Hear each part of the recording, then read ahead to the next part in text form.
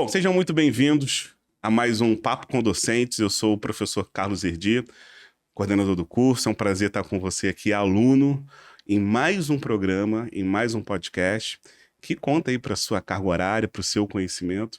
E hoje a gente traz uma pessoa muito especial, uma referência na área da psicologia do esporte, é a nossa docente, e a gente vai ter a honra de conversar hoje com a nossa querida Dani. Uma salva de palmas para a nossa docente Dani. Professora doutoranda, mestre, seja muito bem-vindo ao nosso programa. Um prazer estar recebendo você aqui. A gente vai bater um papo. A gente já estava batendo um papo, Sim. né? Conversando. Mas antes da gente começar, eu queria que você falasse um pouquinho sobre a sua história, se apresentasse, falasse um pouquinho do seu currículo. Eu sei que vai demorar bastante, mas fique bastante à vontade agora. O momento é seu.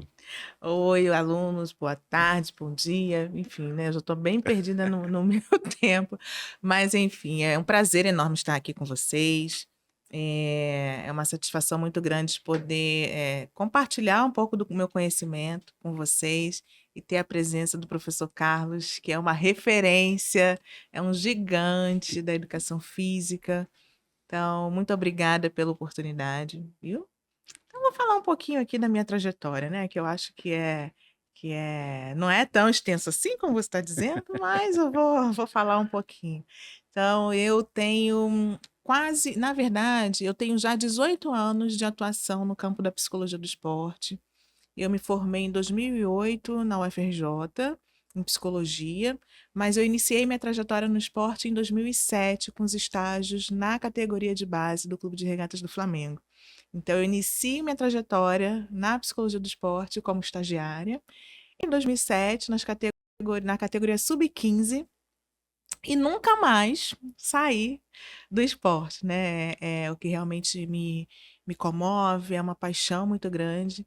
Então, ao longo de toda a minha trajetória, lógico que eu tenho, né, outras áreas de atuação na psicologia. Então, eu sou psicoterapeuta cognitivo-comportamental, sou terapeuta do esquema, trabalho com isso também já há bastante tempo. Sou especialista em psicologia do esporte, fiz o meu mestrado, defendi em 2016 na área do esporte, da psicologia do esporte, né? Já entrando aí, e aí já é um adiantamento, né? Um spoiler do que eu vou falar mais para frente. Eu sempre tive interesse em estudar carreira esportiva. E o iniciozinho desse interesse começa lá no mestrado, quando eu faço a minha pesquisa sobre a transição das categorias de base para a categoria profissional, né? Então, eu faço toda a minha pesquisa relacionada com o desenvolvimento da identidade profissional do atleta sub-20. Né? E foi um estudo assim, muito curioso, muito interessante. Depois eu vou falar melhor dele. E aí passei um tempo longe da carreira, da vida acadêmica, né, como pesquisadora, como estudante, fui viver outras coisas, participei das Olimpíadas do Rio 2016, participei do ciclo olímpico de Tóquio, que foi 2021, né, então eu fico, né, voltando um cadinho, eu entro no Flamengo em 2007 e saio no início de 2015, depois do nascimento do meu filho, né, que eu entendi, assim, a chegada do filho, ele me trouxe um outro sentido para a vida. E eu sou filha de professores, né? Sou nascida e criada num bairro chamado Cidade dos Meninos, em Duque de Caxias.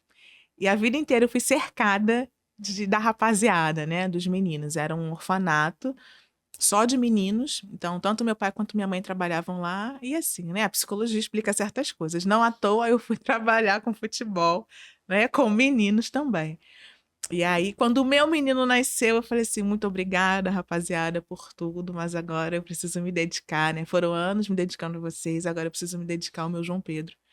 E aí eu decidi dar um tempo no futebol, mas não dar um tempo na vida esportiva, né? Porque eu sou muito apaixonada. E aí eu quis desenvolver uma outra maneira de me relacionar com a psicologia do esporte, né? Como eu já era psicoterapeuta, eu entendi que tinha muita possibilidade da gente fazer uma interface desses campos de atuação. Eu fui estudar psicologia clínica do esporte, né? Que é uma nomenclatura que gera até umas certas controvérsias, né? Por conta da tradução literal, que é um termo muito utilizado, né? Definido, inclusive, por dois grandes teóricos nos Estados Unidos, que é a Gardner e o Moore, a Zella Gardner e o Moore, e eles desenvolvem esse conceito, né, para fazer essa relação mais próxima, né, da psicologia, tentando olhar para o atleta de uma maneira mais holística, né? Então, se antes, até mais ou menos os anos 2000 e pouco, existia toda uma ênfase muito forte na psicologia do esporte aplicada, né, para trabalhar treinamento de habilidades mentais, atenção, concentração, né, tudo muito voltado para a performance. Nesse segundo momento, esses autores eles apresentam uma proposta de integrar fatores do desenvolvimento, aspectos socioculturais, saúde e bem-estar, prevenção e cuidado com a saúde, não apenas a performance. Eu falei assim, é aí que isso faz sentido para mim, né? E aí eu começo a estudar isso em 2015 e começo a receber atletas de diferentes modalidades no consultório, e isso me leva a trabalhar no time Brasil para o ciclo olímpico de Tóquio, com a dupla de vôlei, na época, Agatha e Duda. Cheguei a trabalhar com saltos ornamentais por quase 2 anos, 2 anos e meio, também, né, na preparação do ciclo olímpico. Aí vieram outros atletas, enfim, né? E no meio disso tudo, a docência, né? Porque a pessoa não para. E a docência superior, sendo professora, no meio disso tudo, consultório, os atletas, e dando aula de psicologia do esporte, psicologia social, e aí é isso, né? A vida do docente de universidade privada. Psicologia do esporte, psicologia social, psicologia do desenvolvimento, psicologia da personalidade, psicologia de um monte de coisa, psicologia dos grupos, e é isso. E aí, vamos lá, né? Caminhando mais um pouquinho, vem a pandemia, e eu resolvo voltar para a carreira acadêmica, tento mestrado, mais uma vez, na Universo, que foi onde eu me formei no mestrado. E aí, sou aprovada e inicio finalmente a pesquisa que eu sempre quis fazer, que é a pesquisa na fase da transição para a aposentadoria dos atletas. E é com isso que eu estou estudando hoje. Nossa, incrível. A Dani foi a primeira pessoa que a gente conversou para quando a gente foi montar a pós em psicologia do esporte. A gente sempre conversa com as grandes referências na área. Então, assim, para a gente está sendo muito importante estar tendo, né, você aqui no programa, acreditando nesse projeto. Os alunos pediram também, quando a gente coloca lá para eles escolherem, eles escolheram. Não, traz a Dani, traz a Dani. E assim, a sua facilidade de comunicação é incrível, né? De se Jura? expressar, de se Você falar. Você fala acha, muito à menino? vontade Ai, e que a gente fica bacana. preso, né? Então eu vou escrever algumas coisas que você vai estar falando aqui, obviamente. Eu lembro, eu comecei no Vasco em 2003. Comecei com 19 anos. Mas eu tava falando aqui com a Dani que eu lembro quando a gente ia pra Gávea enfrentar o Flamengo na base, eu lembro de você, né? Pra lá, pra cá, pra lá, pra Sim. cá, pra lá, pra cá, andando. Eu falei, gente, essa psicóloga tá toda hora pra lá, pra cá, andando em todos os ambientes ali. E eu trabalhava junto com a Maria Helena, com a Uhum. Andréia, né, na Sim, categoria grandes de base, com a amigas. Maria Helena. Então, assim, eu sempre acreditei muito na psicologia do esporte. Uhum. E a gente é de uma época que, assim, o esporte ali, alguns treinadores, né, alguns dirigentes não davam muita, né, confiança ali, não acreditavam muito. E a gente viu que teve uma mudança muito significativa nos últimos anos. É Uhum. óbvio que você fez parte disso, né? O Paulo, a Maria Helena, né? A Emily do Fluminense também, nossa colega, a Adriana, né? Muitos personagens, assim, da psicologia do Sim. esporte.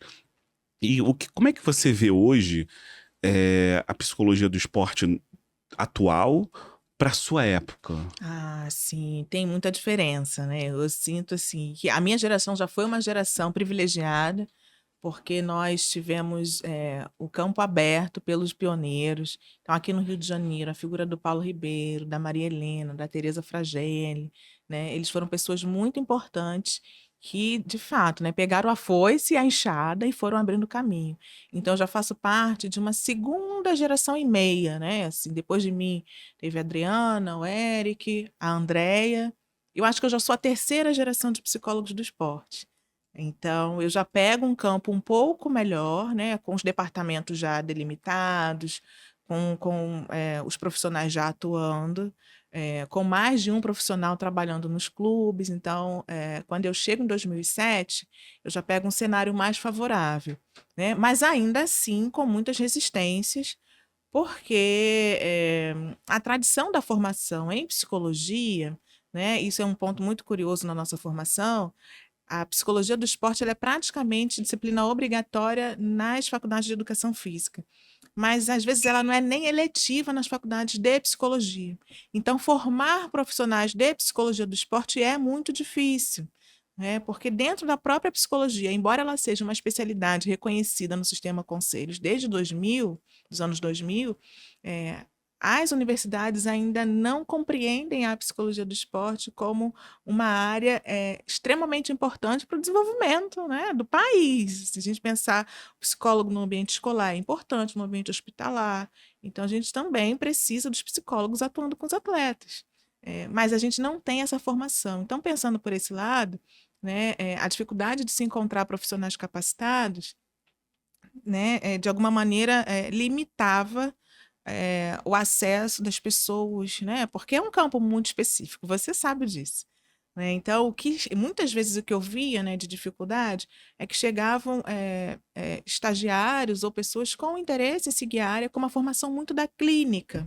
Né? Então, aquela coisa do consultório tradicional, daquela postura rígida, né, do psicólogo que marca as sessões de 50 minutos, né, todo futebol, né? Você falou, eu andando para lá e para cá e às vezes sai um gol, o atleta te abraça, todo suado, e você devolve o abraço. Você não vai ficar nessa, não, sai daqui, né? Porque eu sou psicólogo. Então as pessoas estranham, é um campo muito diferente. Mas os anos foram passando, né? E assim, já tenho 18 anos de prática. Eu sinto que hoje há uma abertura muito grande, porque houve uma mudança de paradigmas no próprio entendimento de saúde mental, de desenvolvimento humano, de capacitação dos próprios profissionais de educação física, né? Que você também pegou uma geração antiga em que muitos profissionais eles eram herdeiros da bola. Então, a inserção de acadêmicos, né, de professores, de profissionais de educação física, caminhando lado a lado com os ex-atletas de futebol, isso estou falando só do futebol, né, mas isso nos outros campos também. Essa influência é menor nos outros esportes, no futebol isso é muito claro. Os profissionais de educação física, acadêmicos, com a formação em fisiologia, né, em fisiologia do exercício, biomecânica, né, psicologia, né, caminhando lado a lado com aqueles que tiveram a prática, mas você deve ter passado alguns bocados, né, com a galera que era mais da prática e que tinha mais resistência. Então, eu acho que essa mistura de perfil entre os próprios profissionais que trabalham com esporte favoreceu o crescimento da psicologia enquanto ciência, enquanto profissão. E hoje existe uma leitura melhor, né? Então, eu acho que são dois fatores: a capacitação dos próprios profissionais da educação física, né? E aqueles que não são da educação física com os cursos de formação, né, mesmo da CBF, as formações oferecidas pelo COB, né? Essa robustez técnica e teórica que é tão importante para as profissões, ela chega no momento em que, ao mesmo tempo, a população começa a adoecer e a saúde mental, como os atletas fazem parte da população geral, né? Essa temática do adoecimento mental, dos cuidados com a saúde mental, né? Da possibilidade de desenvolver bem-estar e qualidade de vida através de boas práticas de saúde mental, fizeram com que a psicologia ganhasse mais campo, mais terreno e fosse melhor compreendida.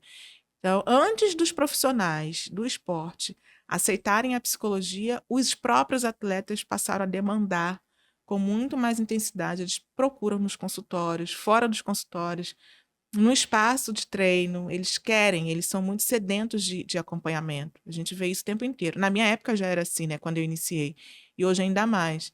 E aí teve uma mudança, assim, que foi a pandemia, né? A pandemia de Covid-19 mudou, né, a forma como a gente se relaciona com a saúde.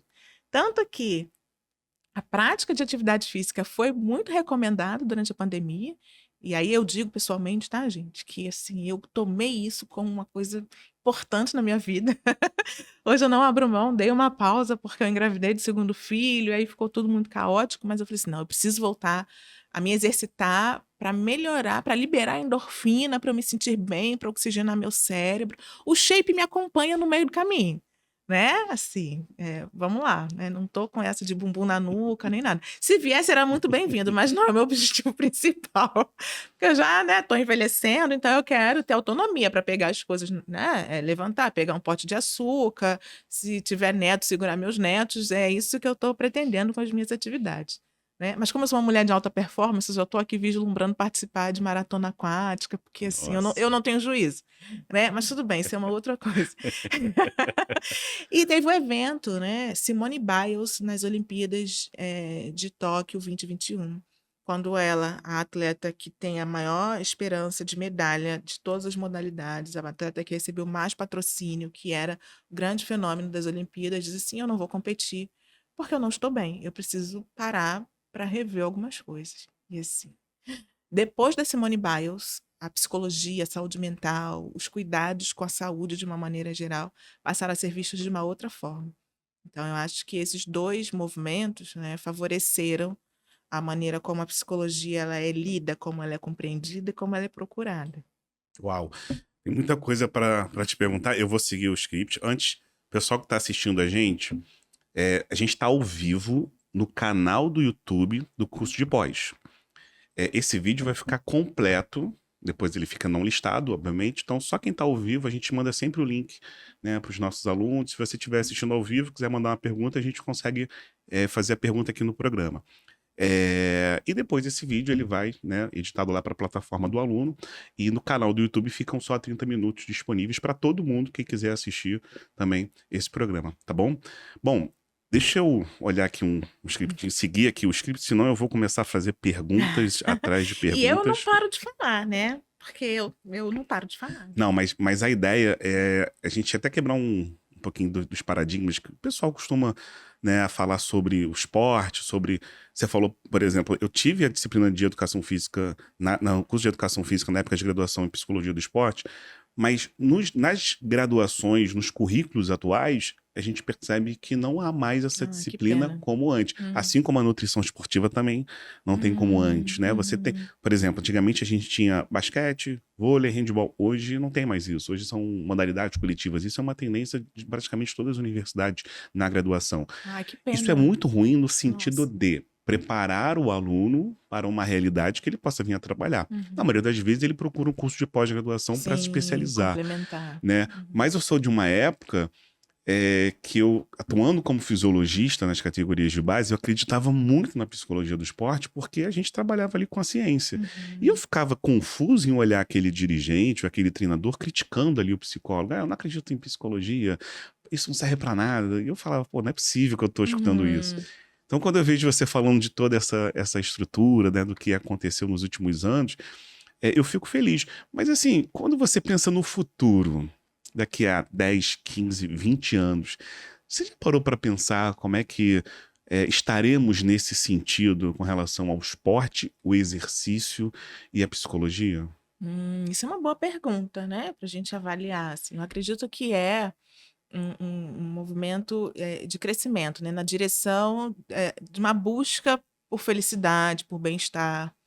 E de uma maneira ou de outra, acredito que precise haver uma adaptação, né? Então, aqueles que ainda têm dificuldade para lidar, né, com isso, né, com essa busca por esse conhecimento, por esse aprofundamento, né, tanto na parte da atividade física, do exercício físico, né, da própria psicologia, esses paradigmas eles vão sendo modificados. Então, por exemplo, se não é pela maneira mais tradicional, né, de uma aceitação mais orgânica, ela vem por meio de projetos de lei, né, políticas públicas. Então, vai chegar um momento, eu acredito, do jeito que nós estamos caminhando, que os clubes, querendo ou não, existem já projetos tramitando, se eu não me engano, no Senado, né, para garantir assistência psicológica para os atletas.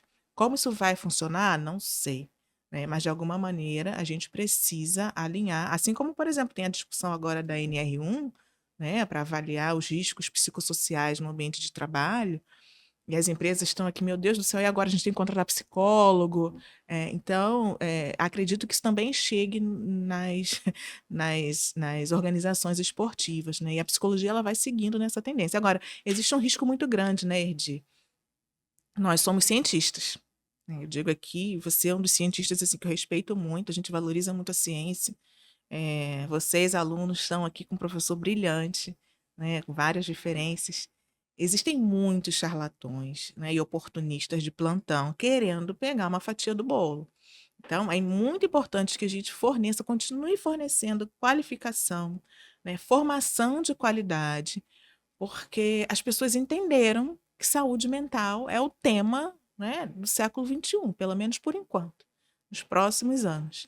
Então, tem gente oferecendo qualquer coisa, né? Curas, sei lá, hoje eu vi eh, uma coisa na internet, né, falando das pessoas.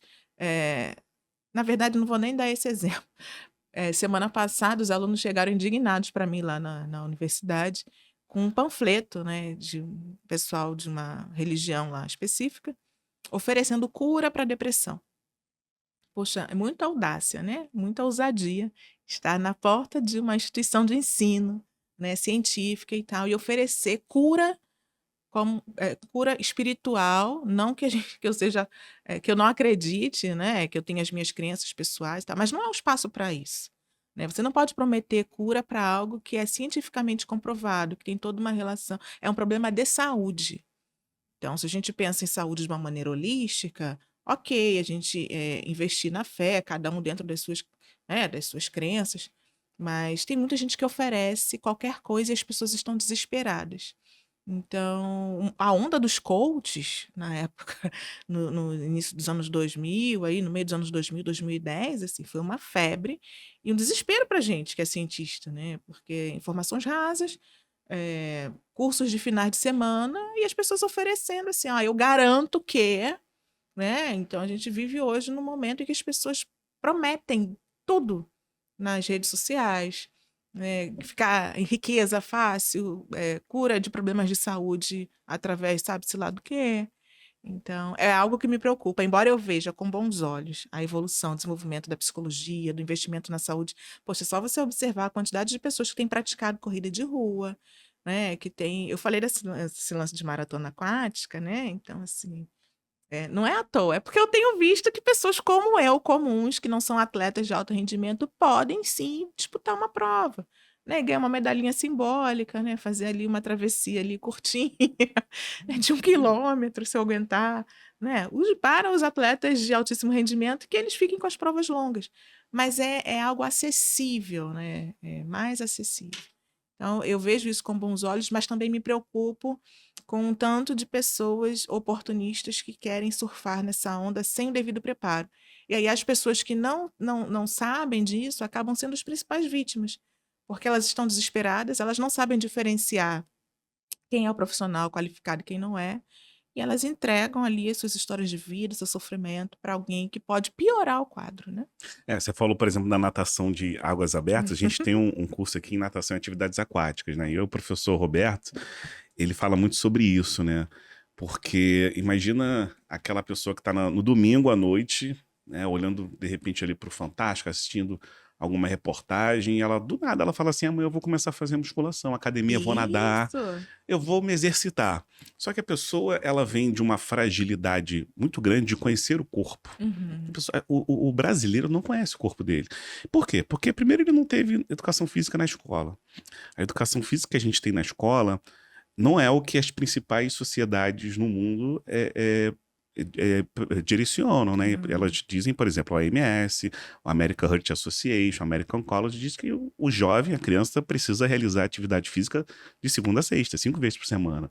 E aí, nas principais escolas do mundo, né? Nos Estados Unidos, China, Japão, Espanha, a maioria dos países sérios, o aluno ele faz educação física todos os dias. Uhum. E no nosso país, a gente faz educação física 1 vez por semana, e se olhe tiver. lá. Então, e quando tem, muitas das vezes, aquela educação física que, assim, o jovem às vezes não gosta, quer ficar no celular. Há uma complexidade muito grande hoje com relação a o jovem praticar exercício. Então, ele não conhece o corpo. E aí ele vai realizar uma corrida na praça, lá no aterro do Flamengo. A gente está falando do Rio de Janeiro, né? Então aqui você tem alguns parques. São Paulo, tem lá o Ibirapuera, você tem diversos. Na praia, vai correr, não sabe o tênis, Não conhece nem a a pisada. vestimenta, não sabe correr, não sabe respirar, vai pro mar lá nadar, nadava quando era criança, vai pro mar, não sabe, acaba morrendo afogado. Então, assim, é um caos no sentido, né? O brasileiro não conhece o corpo, aí o que ele faz? Vai para uma academia. Então, a gente tem hoje a figura do profissional de educação física dentro de uma academia, mas você vai nos Estados Unidos, você não tem a figura de um profissional ali necessário. Por quê? Porque o americano conhece o corpo. Olha Ele, só, ele gente, aprende que isso na bacana. escola. Aham. Ele aprende a fazer treinamento de força na escola. Então ele sabe realizar um exercício. Aqui não. Aqui a gente precisa de um profissional de educação física e esse é um mercado, por isso que a gente está aqui devido a esse mercado, porque a população não conhece. Assim como a população estuda a vida toda na escola em inglês e não sabe falar inglês. E o Isso. Brasil é o país que tem mais cursos de inglês no mundo, né? Porque as pessoas não aprendem isso na escola. Gente, que Então, curioso. agora, quando você fala sobre essa questão específica do esporte, eu fico pensando assim, e os problemas relacionados às questões mentais? Porque imagina essa pessoa que começa a correr, ela sente o joelho. E aí dá aquela fisgada no joelho, ai, e procura um médico, o médico fala, você não pode correr, você vai ficar tomando esse remédio, você não pode fazer exercício. E ela começa a engordar, e ela começa a ganhar peso. Olha a bola de neve, só que isso Verdade. acontece com a grande parcela da população brasileira, que vai se Exatamente. exercitar ou jogar aquele futebol de final de semana, onde ocorrem diversos infartos, as pessoas morrem porque jogam, praticam esporte uma vez por semana, não se preparam para isso. No Covid, o maior fator de proteção era quem fazia exercício físico, Uhum. né? Então, assim, a gente vive num caos, né? Não, é um antagonismo, né? Porque ao mesmo tempo, se a gente pensar na própria Constituição brasileira, e aí eu já vou entrar nos temas que eu gosto, né? Já vou aqui, você provocou. É, a nossa população ela não tem acesso a políticas públicas que deem acesso à prática de atividades físicas, né? E eu sou moradora da Baixada Fluminense. Então, do lado da minha casa tem uma academia e dentro do meu condomínio dá para correr ou fazer qualquer coisa, né, nesse sentido. É, mas você vai pedalar onde? Na Dutra? Você vai, né? Não é disponível. Então, existem algumas regiões da cidade, aí a gente vê a divisão de classe, o apartheid social, ele está presente. Né? Quem são as pessoas que podem praticar atividade física? Então, às vezes, muitos alunos de outros estados, né, vêm e falam assim: nossa, o Rio de Janeiro, né, é uma cidade com vocação para a prática esportiva. Oi, de que parte da cidade você está falando? Porque para boa parte das pessoas, e aí você, né, a gente está falando de um cenário assim muito, muito amplo. Então, as pessoas perdem muito tempo na mobilidade urbana, né, às vezes 2, 3 horas para chegar no trabalho, e aí quando voltam, os parques.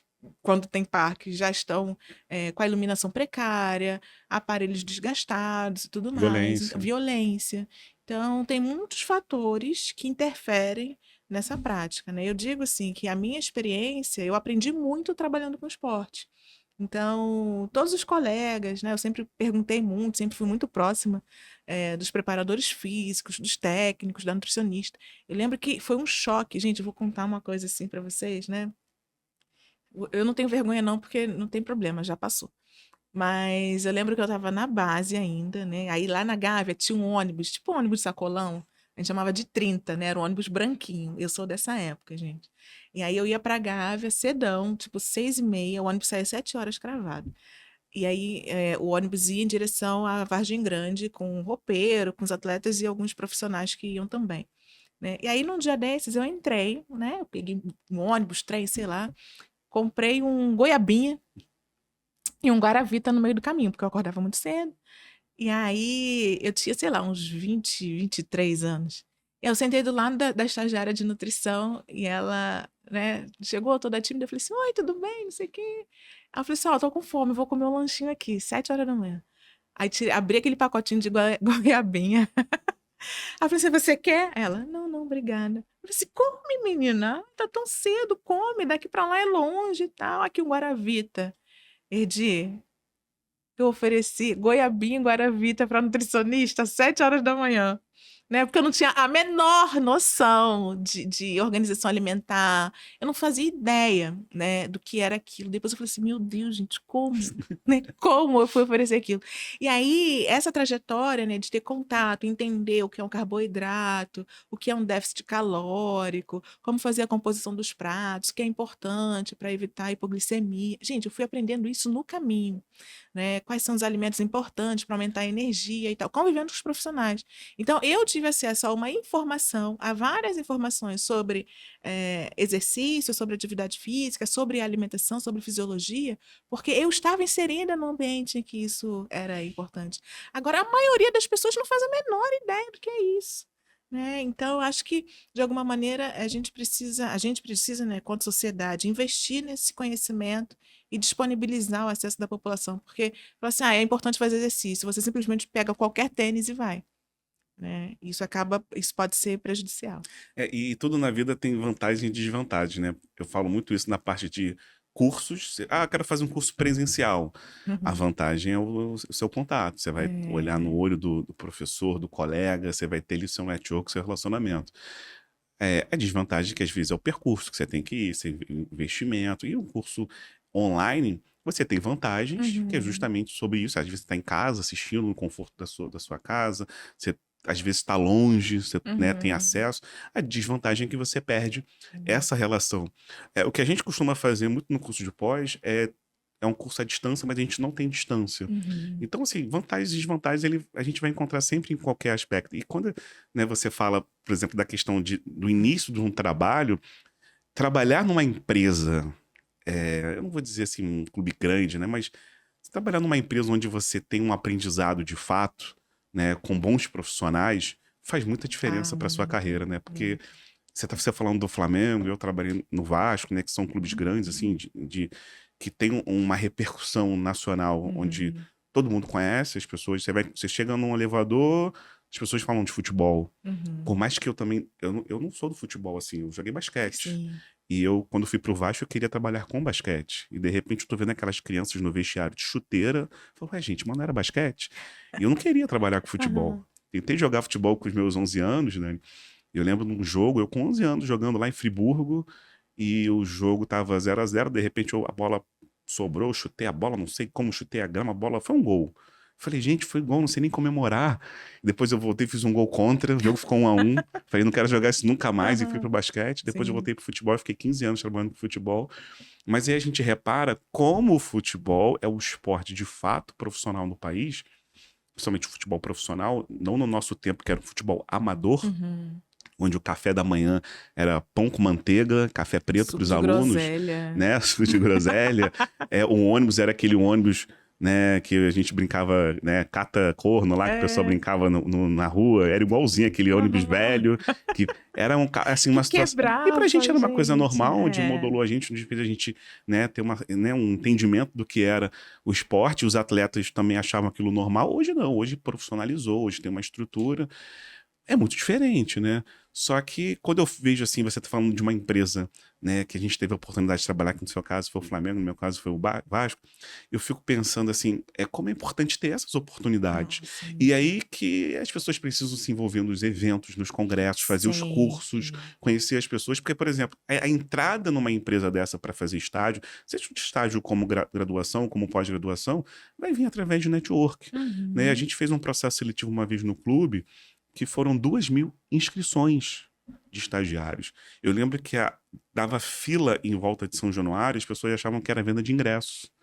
E Eu era. lembro Você disso, lembra disso? lembro disso. A gente falou, vamos fazer um processo Gente, eu seletivo. lembro disso, Por nossa. quê? Porque a gente queria encontrar um talento, né? Assim, a Aham. gente precisa encontrar gente talentosa, dar oportunidade para as pessoas. E gente do Brasil inteiro.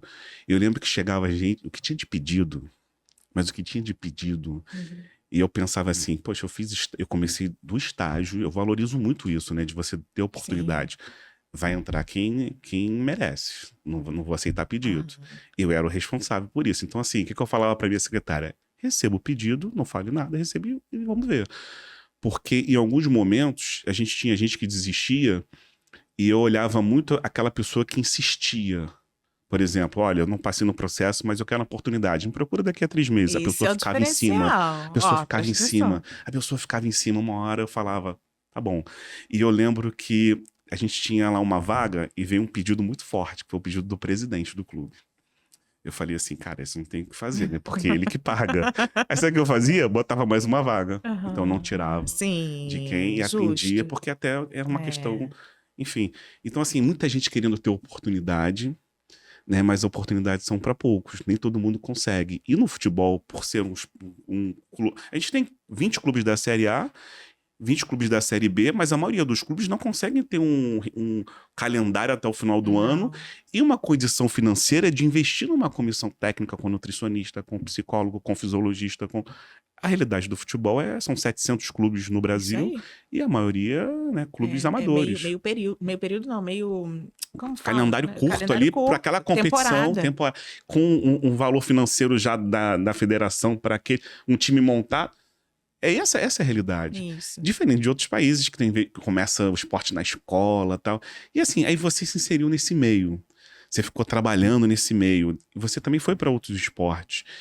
Qual é a diferença que você vê de fato do futebol Boa para pergunta. essas outras modalidades, Dani? Não, é uma diferença significativa. Até pela maneira de conduzir, né? Então, futebol, como eu trabalhei num grande clube aqui no Rio de Janeiro, né? Um grande clube no Brasil, tinha toda uma questão de projeção, né? De um status, né? De um desejo de eu estar naquele lugar, lugar super disputado. Você acabou de falar da experiência, né? No processo seletivo no Vasco, no Flamengo não é diferente. Então, tem muita paixão, né? Muito envolvimento, muita paixão, e as pessoas lidam com aquilo, né, com essa paixão assim de uma maneira muito intensa. Quando eu fui para os esportes olímpicos, eu senti uma relação assim muito pé no chão, né, com foco na performance, absolutamente na performance.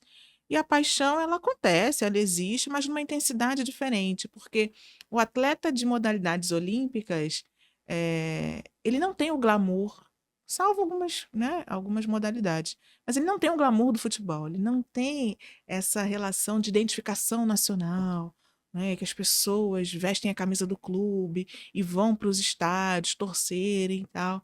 Então, a maneira como os atletas lidam com a modalidade e como os profissionais também lidam é completamente diferente. É uma relação mais seca, mais direta. Tem paixão, óbvio que tem paixão, mas não é a paixão que captura as pessoas para o futebol, né?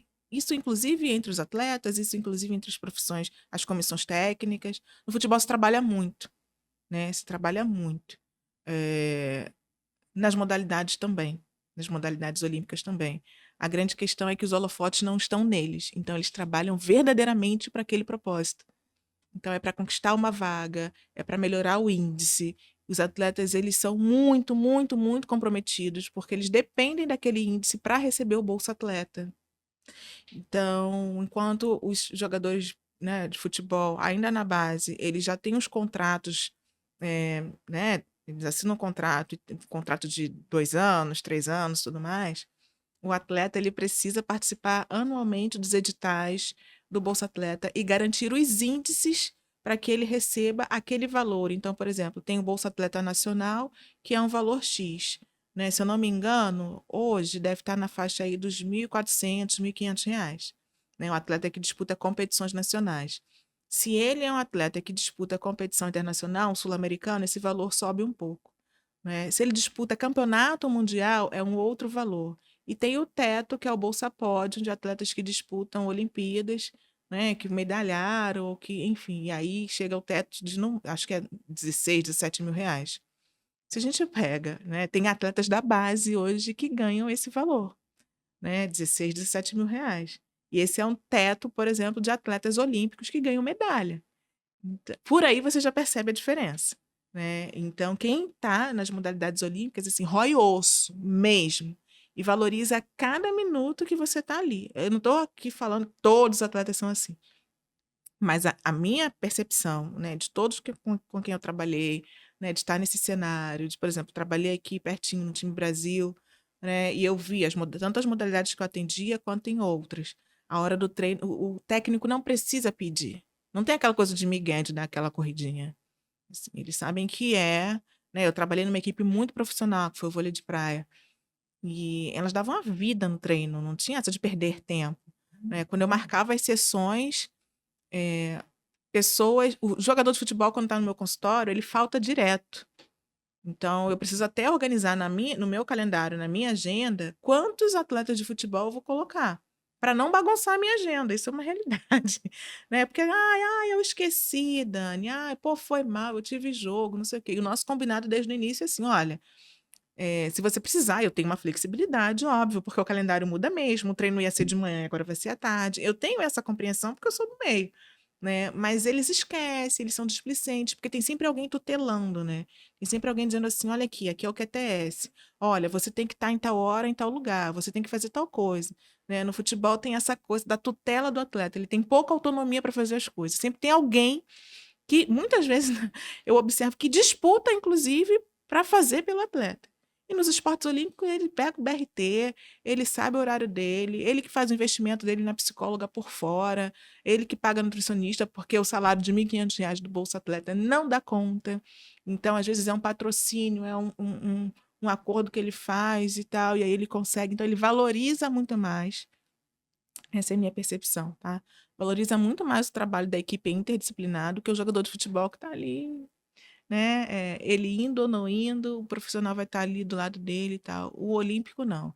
Ele sabe que se ele não tiver aquela chance, ele não, o salário dele, a renda dele vai ser afetada porque ele precisa conquistar os campeonatos, os índices e tal, para ele garantir a renda.